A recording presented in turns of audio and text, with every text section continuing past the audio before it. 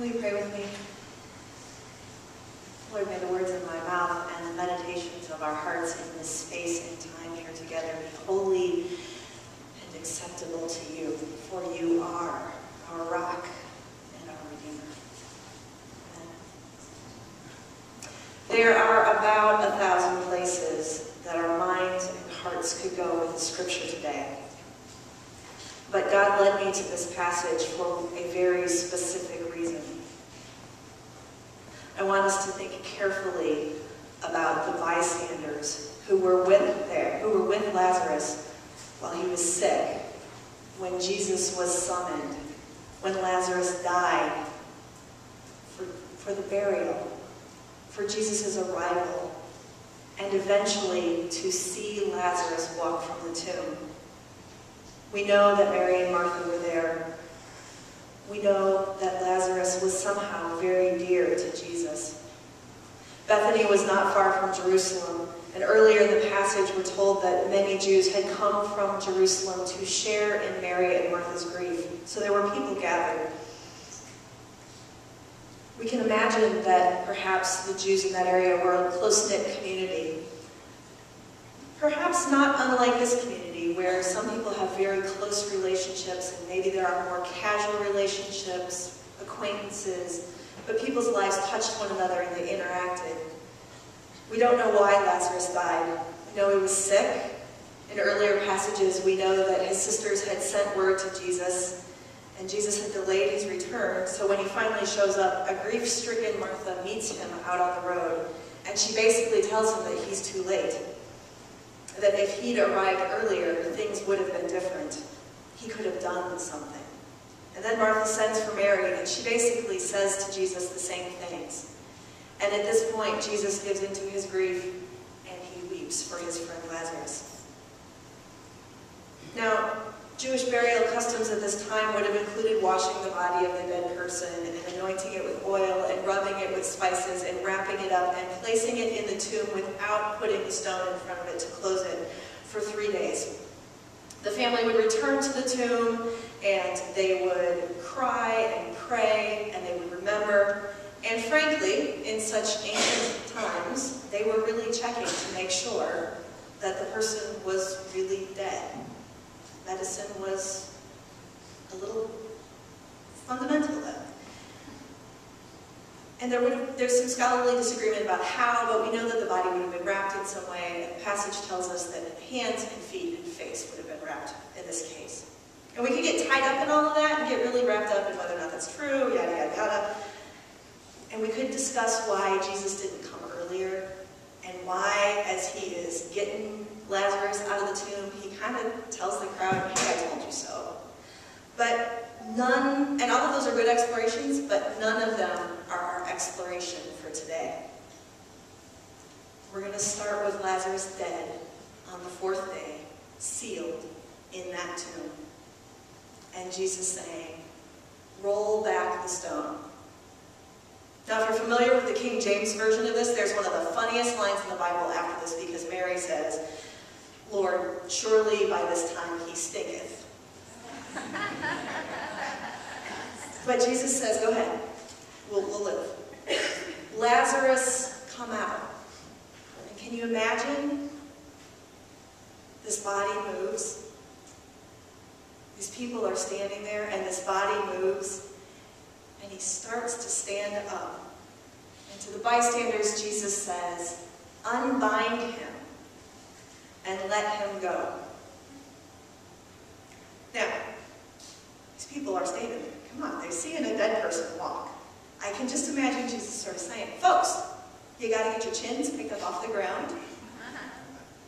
Unbind him. We don't want him to trip. He was dead, and now he's alive, and he's going to fall if you don't get these wraps off him. Take the stuff off his face, folks. Let him see again. Unbind him and let him go. And I wonder, are those words for us today? A commandment of sorts. There are all kinds of death in this life, well before our final biological death. There are addictions, and there are accidents, and there are divorces, and betrayals, and financial hardships. Kids leave the nest, jobs get lost. There is illness, big and small. There are 1,000 different ways that we can die little soul deaths in our lives. Have you died at some point in your lifetime? Have you had the experience then of being pulled back from death? Have you been pulled out of the grave? Maybe it was literally a physical thing. Your body was failing, slipping away, and then something happened. Or maybe you have known such upheaval in a really different way. Every scrap of life as you had known it was gone. You have a sense of loss and disorientation about your very soul. Perhaps you exist in this numb and disbelieving space with nothing to keep you afloat. Death cries on your lips and mourners at your tomb. But somehow something changes. And one foot in front of the other, 1 inch at a time, 1 step at a time, the stone is rolled back and you find yourself emerging. Lazarus, come out. And in that moment, when you're yanked back from death, I wonder, were you alone? Again, the last verse from today's text reads, "The dead man came out, his hands and feet bound with strips of cloth, his face wrapped in a cloth. And Jesus said to them, 'Unbind him and let him go.'" Lazarus was attended to by witnesses standing nearby who could do that. They were ready. Have you been unbound? Did someone, some fellow traveler or beloved person or absolute stranger, remove the strips of cloth as you emerged so that you could see and walk and talk again? And then, have you ever found yourself unbinding someone else? Have you watched, expecting someone's tomb to open, expecting the dead to live?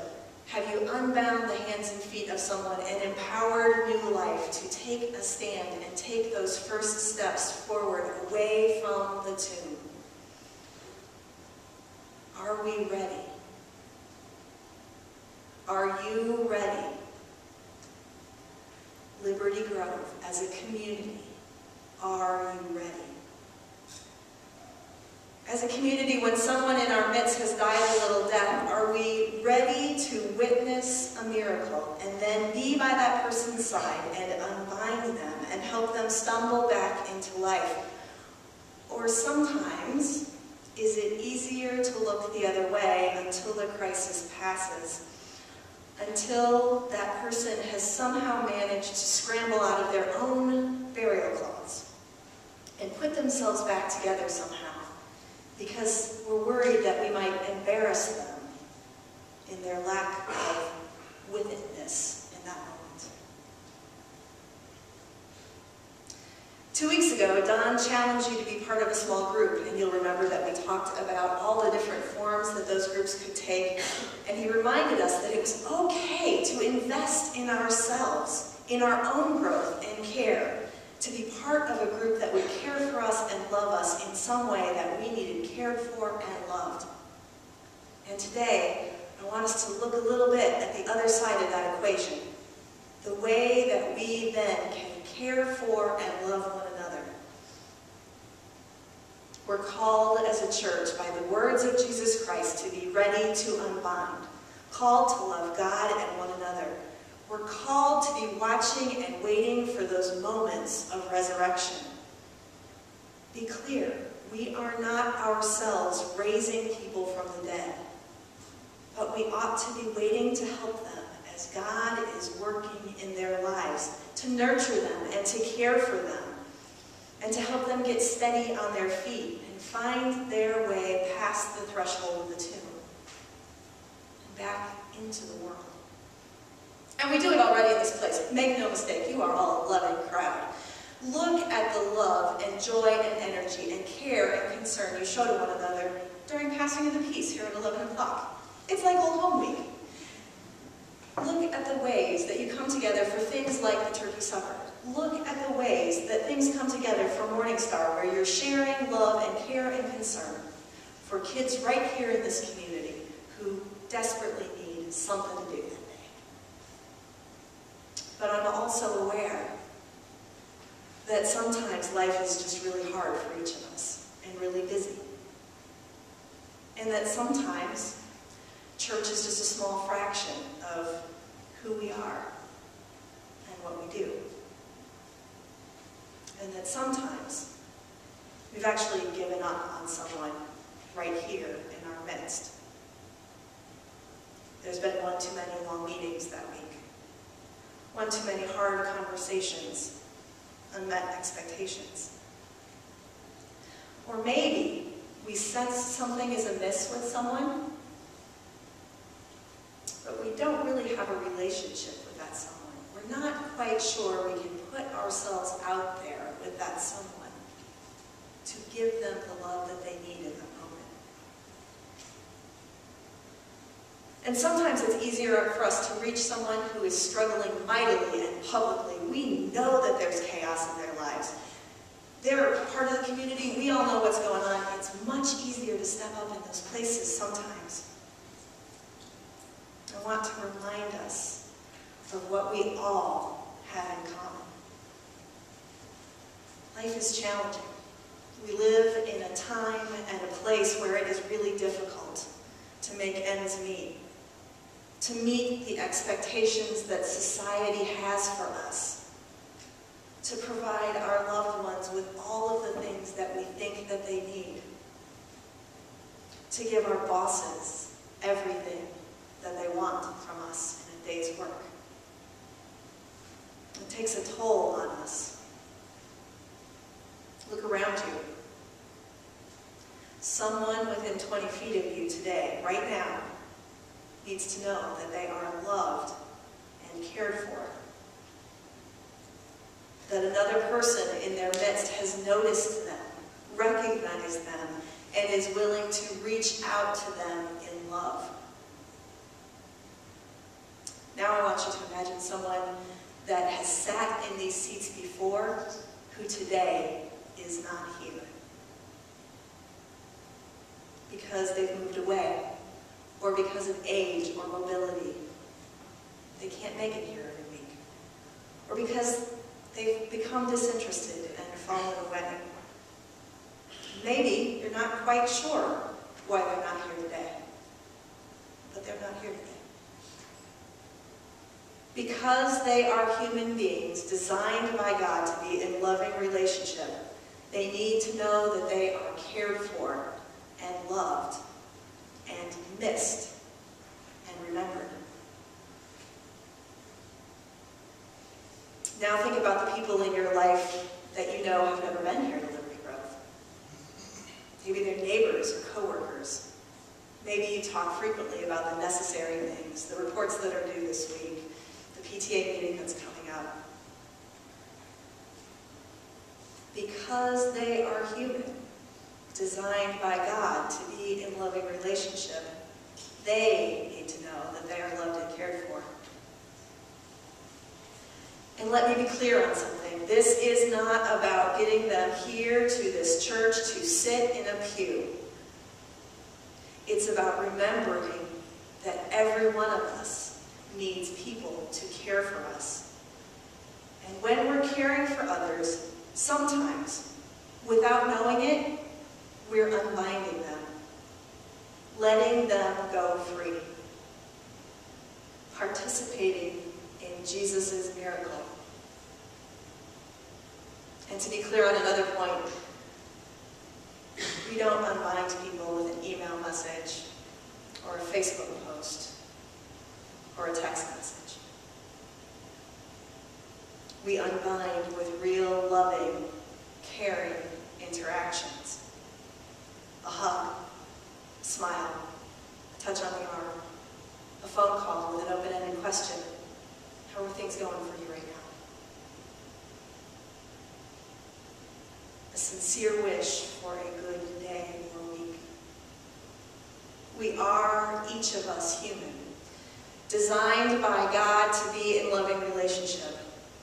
And I suspect that because you are here, sitting in a pew today, hearing this message, that you recognize that God has called you to some work. God is expecting you to care, to love, to grow, to be a disciple. And that call to discipleship means standing ready. Ready to unbind anyone at any time. When someone in our midst has died a little death or is suffering hardship, when someone seems a little off, when someone crosses your conscience for some reason and you're not exactly sure why, I hope that we remember to summon Jesus, to expect a miracle, to stand by the road when Jesus shows up and say, "What took you so long?" To roll back the stone and to respond when we're commanded.